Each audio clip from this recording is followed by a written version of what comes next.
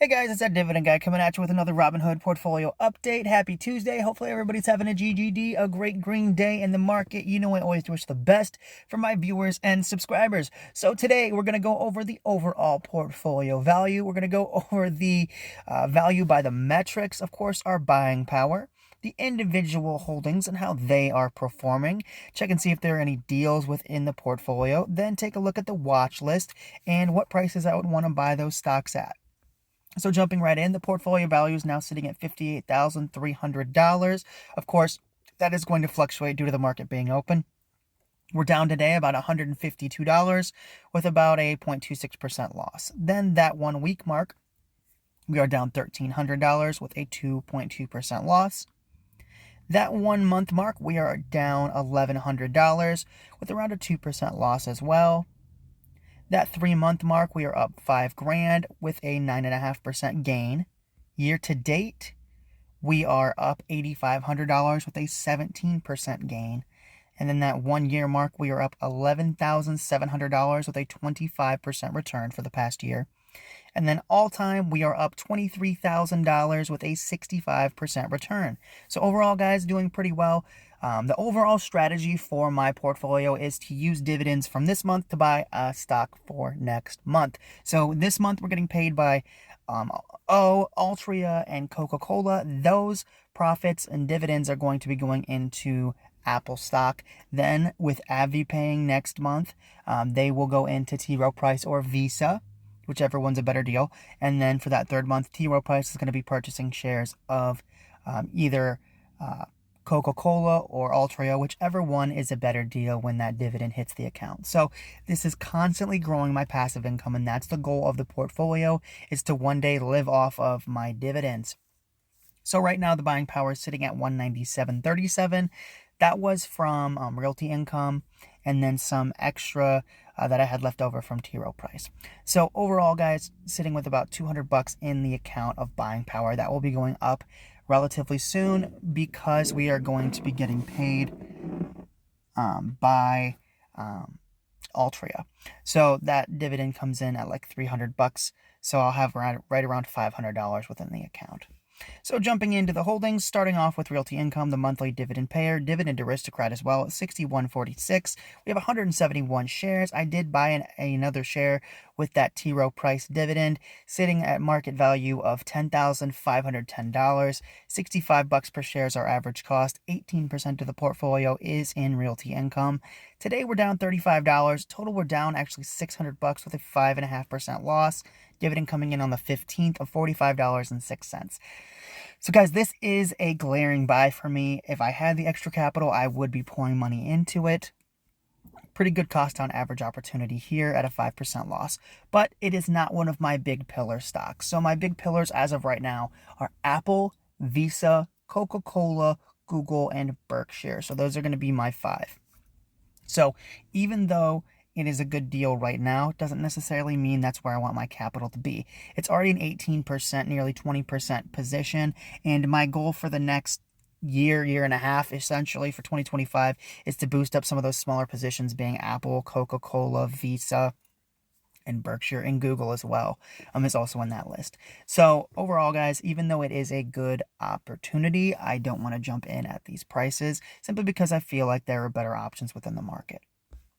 Next up, we got Altria sitting at $49.64. Still up on this stock. A small gain, but 320 shares of this Dividend King, $15,800 worth of market value. Average cost is right around $47.30. 27% of the portfolio is in Altria.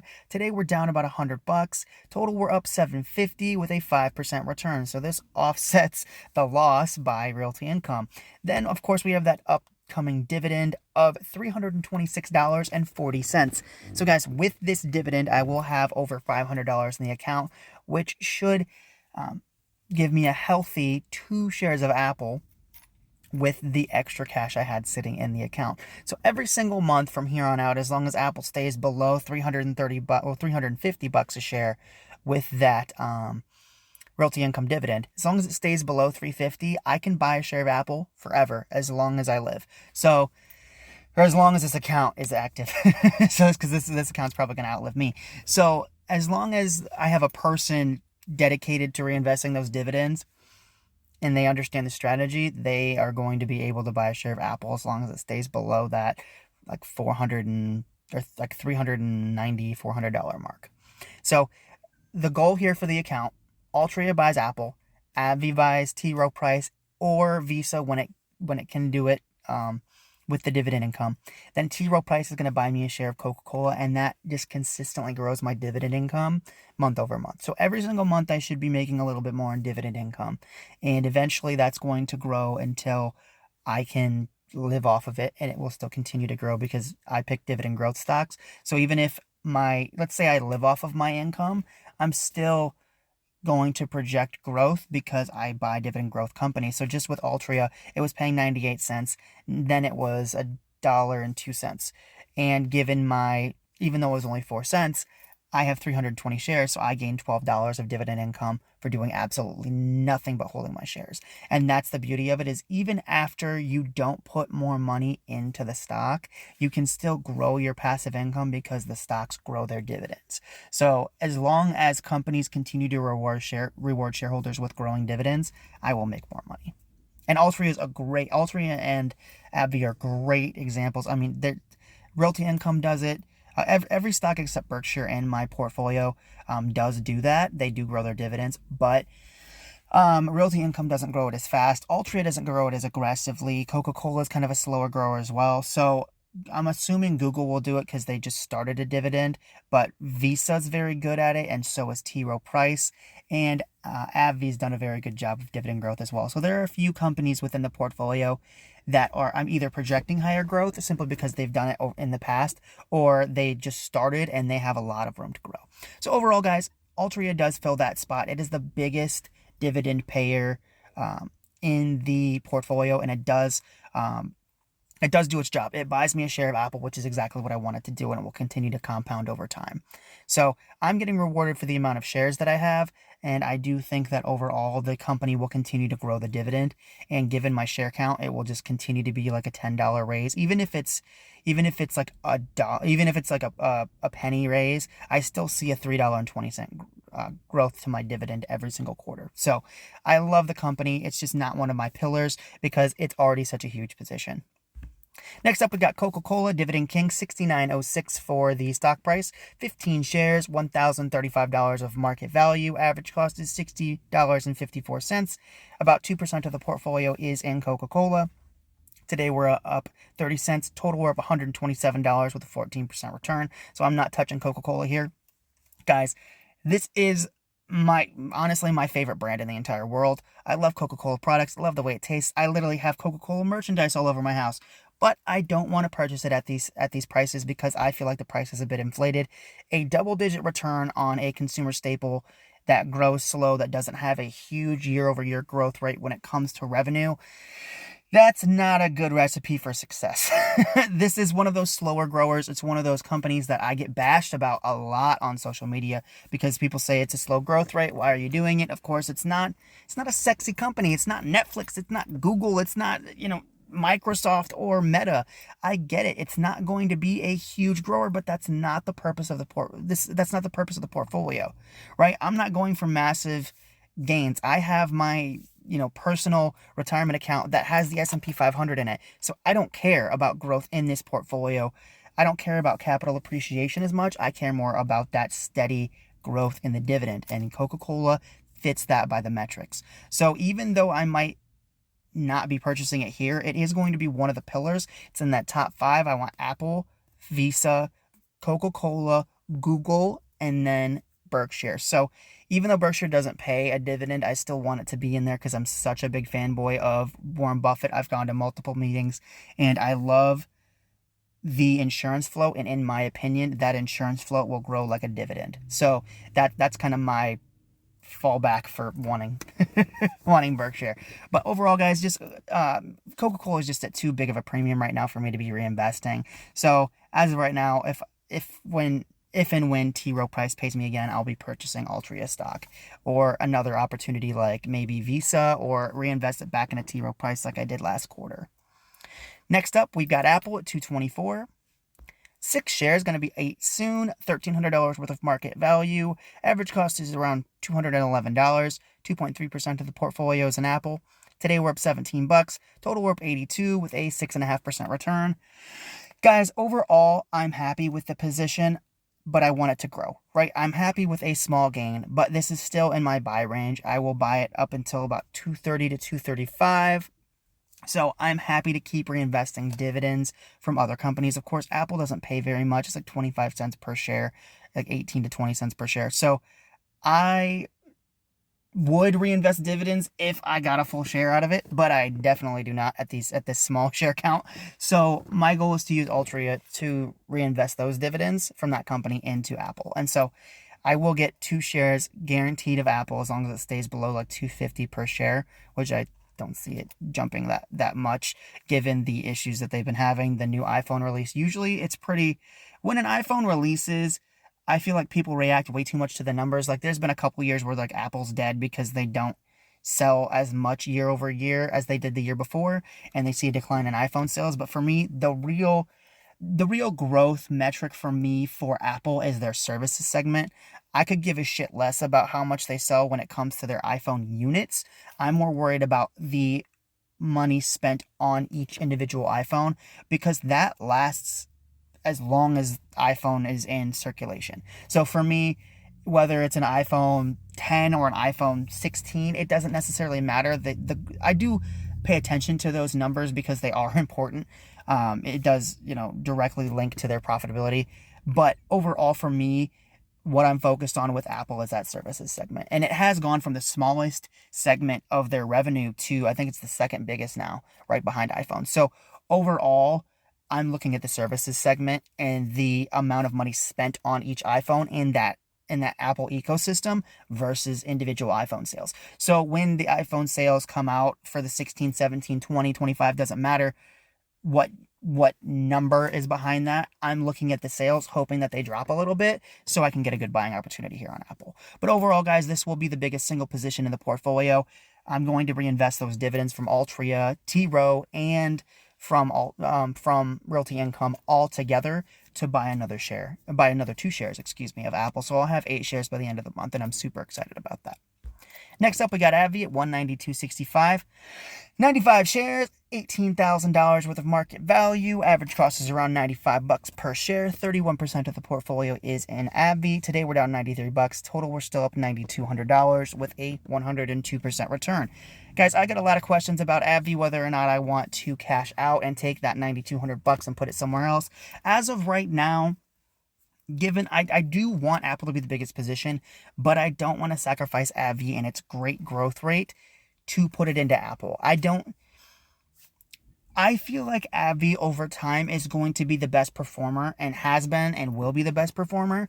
I do think Apple does have a chance to overcome that once the position gets to a relative size to AbbVie's. But as of right now, I don't see a reason in taking out the total gains because I'm getting a really good dividend growth rate with AbbVie. And yeah, I'm not getting paid a crazy amount. It's like $150 per quarter. So it's not like it's an Altria or anything like that.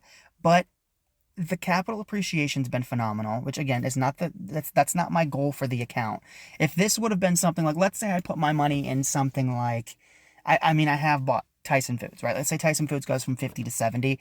I'm selling out because I don't think that's as good of a quality company and doesn't have as great of a growth rate. So the reason that I'm holding on to AbbVie is twofold. One, I like the business. I did a really good deep dive on the company, and I still think the reasons that I invested in the company hold today.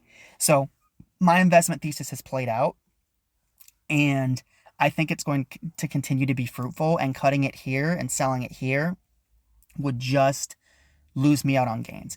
And the thing is, guys, even if AbbVie does drop, say it drops to that right around $100 per share, I'm buying a lot more of AbbVie. So for me, in my personal opinion, if this stock drops, I'm buying more because I believe in it just as much as I did. And I think it still has a lot more runway to compound. So overall, I love AbbVie. I'm not taking that $9,200 gain. I could double my money. And the other thing, guys, is I do get a lot of questions about the portfolio diversity number here, that 31%. So 30% of my money, a third of my investment, is in AbbVie. And there's a big reason why that doesn't bother me. The only reason that it is that high is simply because of the capital appreciation. So originally, this was like 15% of the portfolio, which is about what T. Rowe Price and Altria and even Realty Income is 10%, right? So overall, I'm not worried about it because eventually other stocks will rise as this one has been staying the same for a couple of years. But overall, I'm guessing that my opinion would be AbbVie would probably stay around these levels, and if it drops, I'll add more to it. But I'm more likely to add capital to something like Visa or Apple. So this 31% will go down just by me adding to other positions. So I don't see a reason to subtract anything and take away anything from that compounding that's happening within AbbVie. So overall, guys, just love AbbVie. Gonna let that tree keep growing. And this dividend income is actually going to buy me a share of T. Rowe Price every quarter. So even though it's not as big as Altria, it is still going to produce more fruit and produce more dividend income for me in the future, as well as capital appreciation. Next up, we've got Visa at $275.38. We've got one single share. Average cost is around $2.70. 0.5% of the portfolio is in Visa. Today, we're up $1.56. Total, we're up $7 with a 2.5% return. Guys, this is going to be a monster within the portfolio. Overall, I know that there's a DOJ issue going on with Visa. It's happening with Google as well. But I look at this as a buying opportunity. It's very close to my average cost.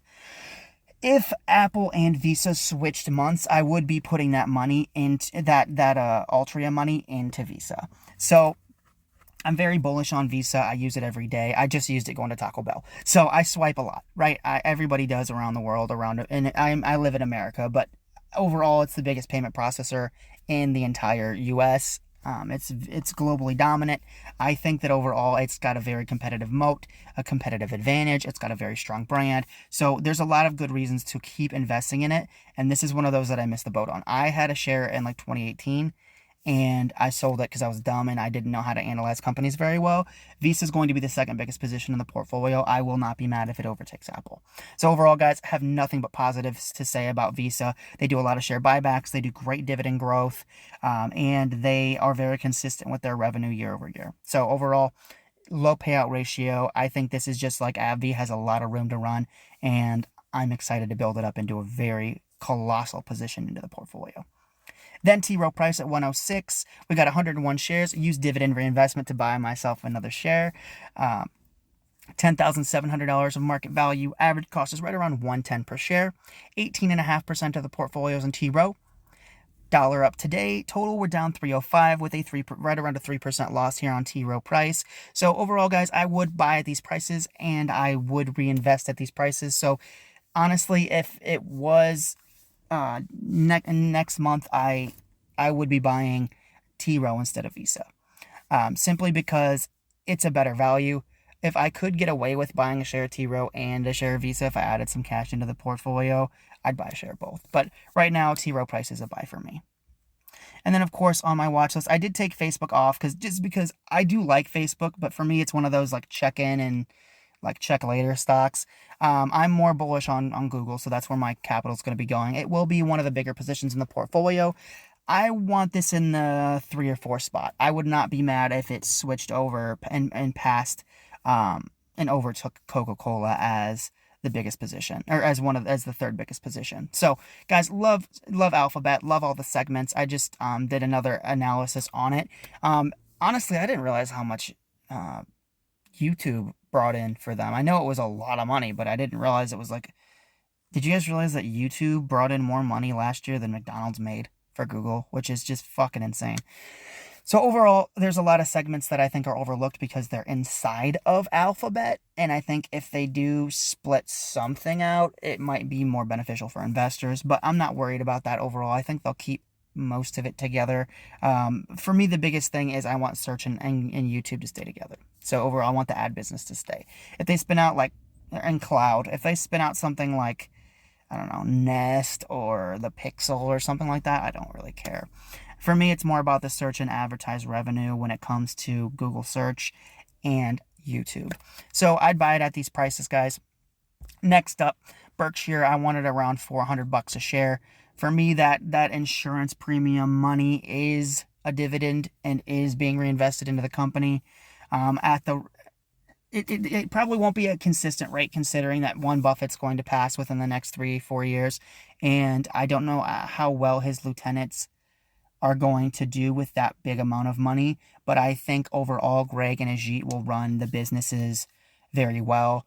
Buffett has had a lot of praise for both of them. So overall, I think the company is going to be in good hands, and they might be able to invest into something like Facebook, Google, Netflix, Microsoft. So we might even see a contemporary change when it comes to the overall composition of the portfolio when it comes to publicly traded companies. So, and we might see more private companies being bought in tech or higher growth industries simply because Buffett doesn't understand those. And I feel like Ted and Todd have jumped into stuff like Amazon and Snowflake. So if they are the two that are put under the capital allocation banner, we might see a lot more tech, which then will give Berkshire um, more a more expansive investment portfolio, an opportunity when it comes to the overall spectrum of Berkshire Hathaway. So I'm bullish over the long term. I do think there'll be a big dip when Buffett goes,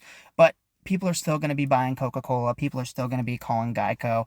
People are still going to buy See's Candy. They have so many businesses. It will affect the overall business, but I don't think it will.